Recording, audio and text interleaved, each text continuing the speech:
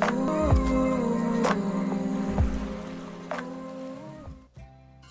everyone, welcome to my channel. I'm Kendra and I'm the owner, creator, and artist of Bizen Creations. While you typically hear only music with my videos, I thought I would add in a little step-by-step with this one.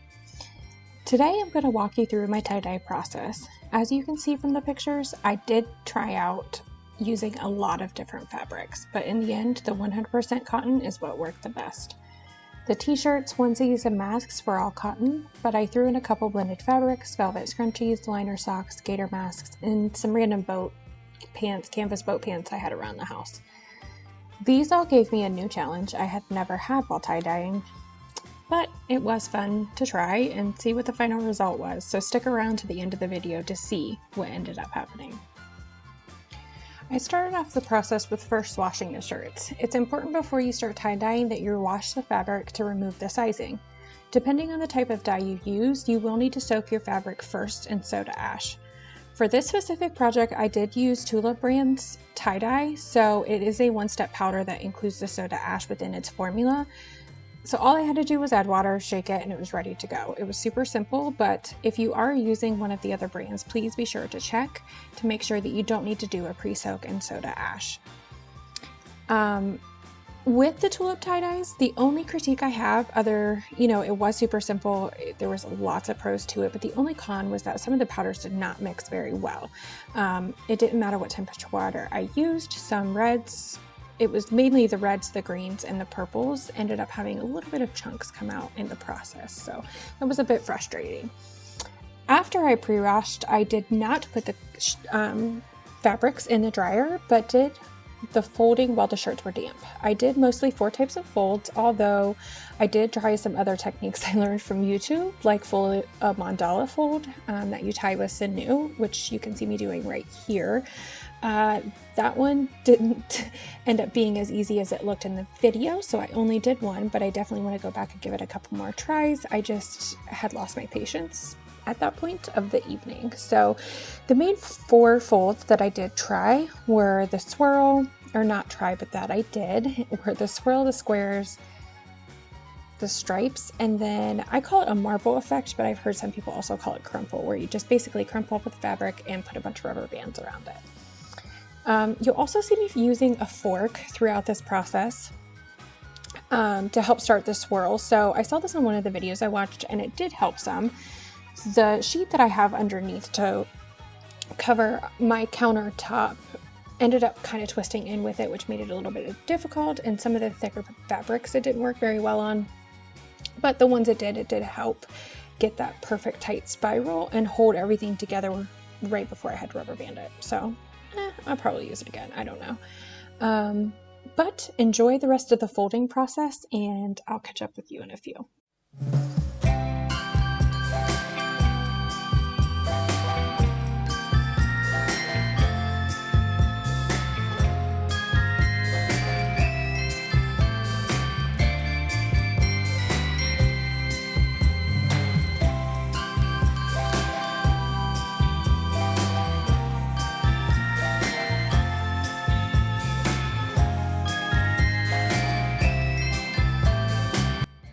After the folding, I mixed the dye and started the next part of the process. I ended up getting a lot of the slides for my workspace and tubs from the Dollar Tree, including these white cabinet risers. They helped a ton.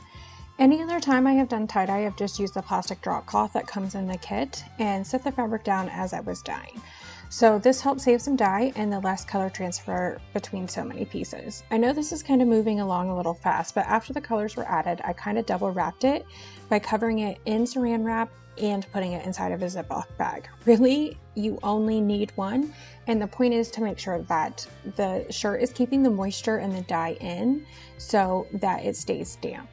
The fabric that you're dyeing stays damp. So I decided to do both for whatever reason. At this point, I can't tell you why or what my reasoning was on the day that I was doing it, but was what it is. I did not include me wrapping every piece in that way in this video because it would have taken forever, but I did leave that first one in there so you could see what I mean. I'm very sorry that it is moving along so fast, but I didn't want to make this video too long.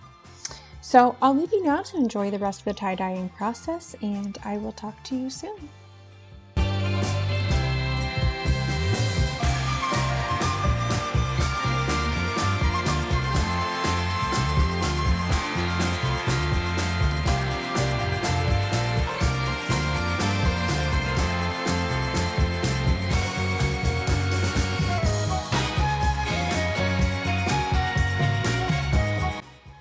Hi, Edit and Kendra here. I just wanted to mention you can see that in these fabrics that are not 100% cotton, soaking up the dye in a different way than the cotton does.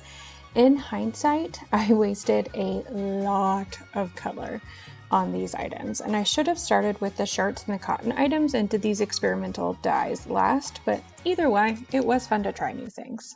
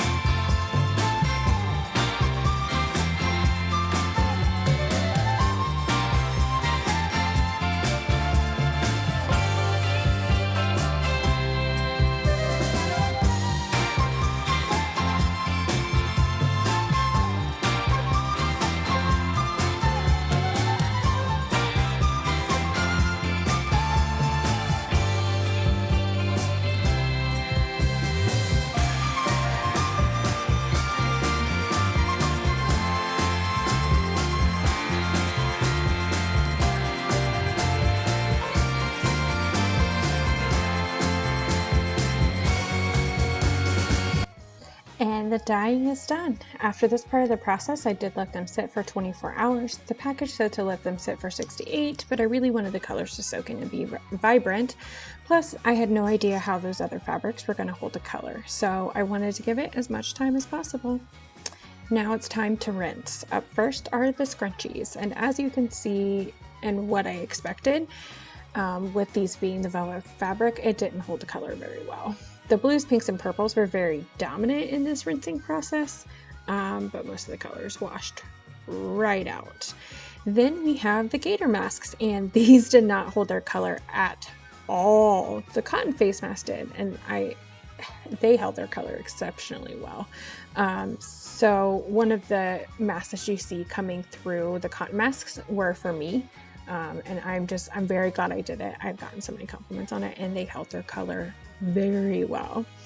After I did the mask was the liner socks, and those were ones I expected to hold their color. The ones right there, that's the liner sock, did not hold color at all. I was super shocked about that. And I had some really cool designs that I was super excited to see on a sock, and they just didn't. But for the regular ankle socks, they held their color very well. So I don't know if it was the stretchy fabric component of the liner socks, but that fabric just did not take to. And lastly, rinsing was the shirts, the onesies, the pants, and the rest of the things that I dyed. I think my favorite part of this whole process is the unfolding and seeing what the final design is. It truly is a piece of art, and of course, I love the symmetry of the spiral. The spiral is my favorite fold.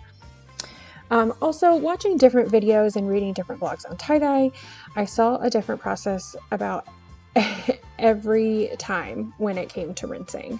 The consistent thing that I did see was that cold water was used. I decided to rinse each one of my items 3 times in cold water in the sink, making sure that in the end the water ran clear. I did not include all 3 rinses in this video because again it would take longer than it already is, so it's basically the same thing you see me doing now. I really did have a good system going, and even though it took me hours to rinse them all out, I'm glad I did do the 3 rinses. So I will leave you again to enjoy the reveal of the designs and the rinse process and be back with you soon.